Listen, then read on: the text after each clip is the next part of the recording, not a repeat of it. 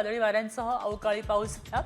या अवकाळी पावसामुळे शेतकऱ्यांचं मोठं नुकसान झालंय। त्यामुळे लवकरात लवकर पंचनामे करून नुकसान भरपाईचे आवाहन सरकारसमोर आहे।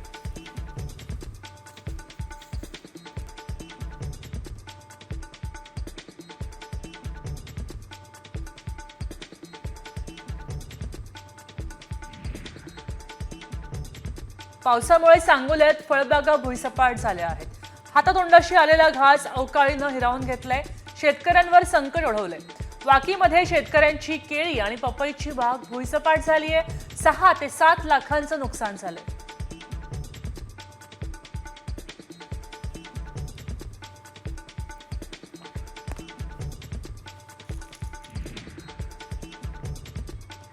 बुलढाण्यातल्या संग्रामपूर तालुक्यात अचानक आलेल्या अवकाळी पावसानं गारपिटीनं आदिवासी बांधवांच्या घरांची धूळधाण झाली। घरावरचे पत्रे निघाले आहेत आणि अनेकांचे संसार उघड्यावर आले।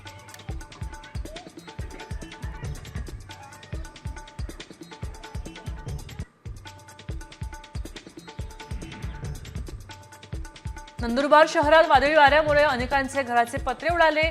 संसार उपयोगी साहित्य पाण्यात खराब झालं।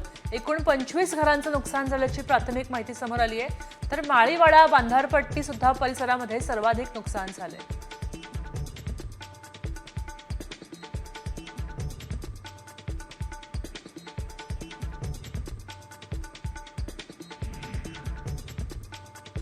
वाशिमच्या मानोरामध्ये कृषी बाजार समितीत मुसळधार पावसानं शेतकऱ्यांचं पीक संपूर्ण वाहून गेलं। या गंभीर घटनेची दखल घेत केंद्रीय कृषी मंत्री शिवराज चव्हाण यांनी थेट दिल्लीतून वाशिमच्या प्रशासनाशी संपर्क साधला।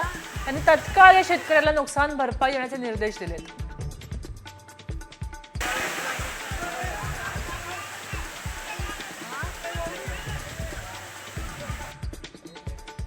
राज्यात अवकाळी पावसाचा फटका शेतकऱ्यांना शेतीवर मोठ्या प्रमाणावर बसलाय।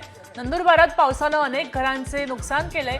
या पार्श्वभूमीवर नंदुरबारचे पालकमंत्री माणिकराव कोकाटे यांनी दुर्घटनाग्रस्त भागात भेट देऊन परिस्थितीची पाहणी केली आहे। यावेळी त्यांनी झालेल्या नुकसान भरपाईचे तात्काळ पंचनामे करण्याचे निर्देश दिले।